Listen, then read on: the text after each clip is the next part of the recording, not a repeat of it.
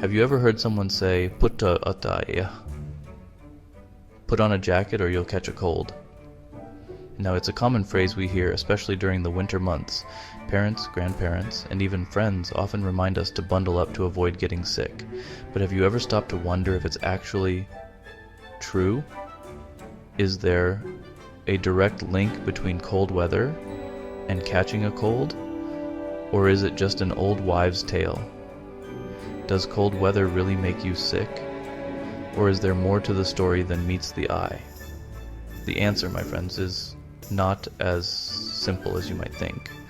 While it's easy to blame the cold for our sniffles and sneezes, the reality involves a mix of factors. It's time to put on our scientist hats and explore the fascinating relationship between cold weather and illness.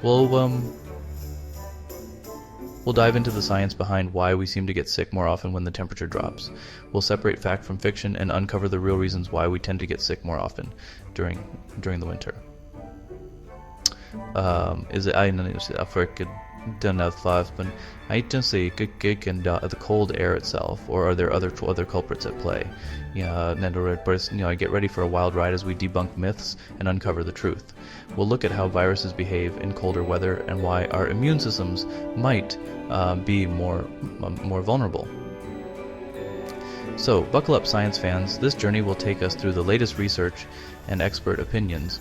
We're about to embark on a journey to understand the surprising truth about cold weather and its impact on our health. From the role of indoor heating to the behavior of viruses, we'll cover it all. Stay tuned. For centuries, people have associated cold weather with illness. But where did this belief come from? Well, imagine this is the middle of winter, long before the days of central heating and modern medicine. People are huddled together for warmth, and suddenly Tassen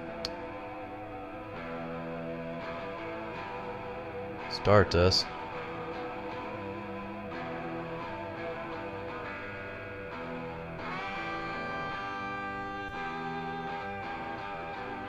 Coughing. Without a scientific understanding of germs and viruses, it's easy to see why people might have blamed the cold weather itself. Over time, this association between cold weather and illness became ingrained in our collective consciousness.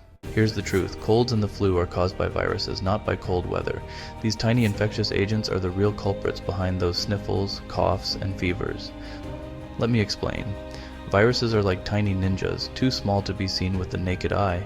They invade our bodies and hijack our cells, using them to replicate and spread. There are over 200 different viruses that can cause the common cold, with rhinoviruses being the most common. So, if viruses cause colds and flu, why do we tend to get sick more often in the winter? Section 4.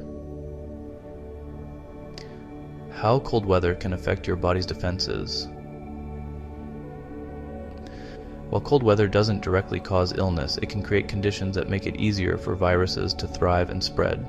When temperatures drop, people tend to spend more time indoors, often else in close proximity to others.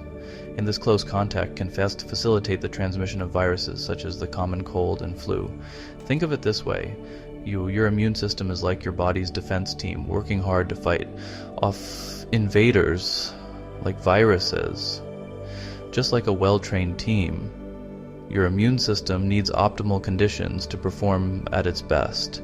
During the winter, our immune systems can become a little weaker, like a tired soccer team playing an important match. The cold weather can put additional stress on our bodies, making it harder for our immune system to keep up with the constant barrage of pathogens. Cold temperatures can constrict blood vessels, which can slightly reduce blood flow, including to the cells and tissues that help fight off infection.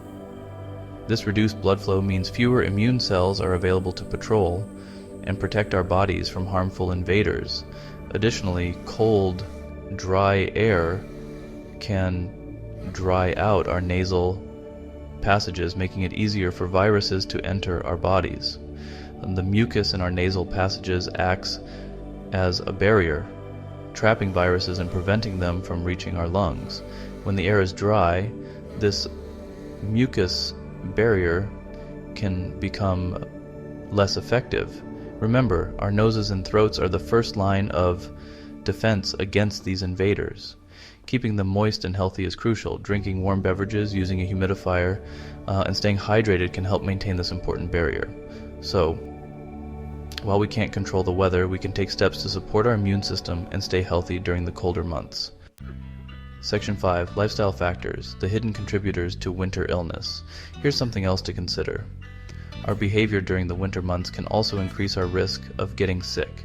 It's not just the cold weather that we need to be wary of, but also the way we adapt our lifestyles to cope with it. When it's cold outside, we tend to spend more time indoors, often in close proximity to others, and this means that our social interactions are more likely to happen in enclosed spaces, where the air is recycled and ventilation is limited. This creates the perfect breeding ground for viruses to spread. Public places like malls, cafes, and public transportation become hotspots for germs. The more people there are in a confined space, the higher the chance of viruses hopping from one person to another. Think about it. Schools, offices, and homes become crowded indoor spaces with less fresh air circulation. In these environments, it's easy for illnesses to spread rapidly. Children in classrooms, for instance, are in close contact with each other for hours, making it easy for colds and flu to pass around. All it takes is one person to cough or sneeze, and those tiny virus particles can quickly spread through the air, infecting others. The lack of fresh air means these particles linger longer, increasing the risk of transmission. So while the cold weather itself might not be making us sick, our winter habits certainly play a role. Simple actions like washing hands frequently, using hand sanitizers, and maintaining good hygiene can help reduce the risk.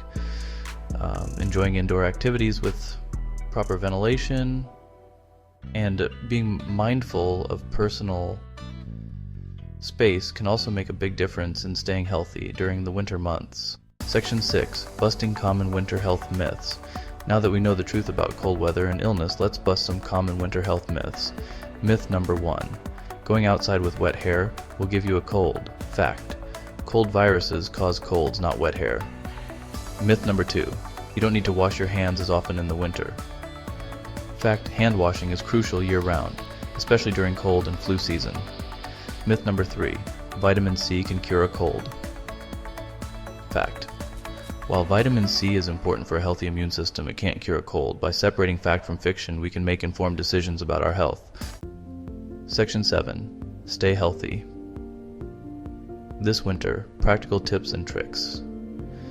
So how can we stay healthy during the winter months and keep those pesky viruses at bay? Here are a few tips. 1. Wash your hands frequently and thoroughly. 2. Avoid close contact with sick people. 3. Maintain a healthy lifestyle. 4. Get vaccinated. By following these simple tips, we can boost our immune systems and enjoy a happy and healthy winter season. Remember, knowledge is power, and when it comes to our health, it's always best to trust the science.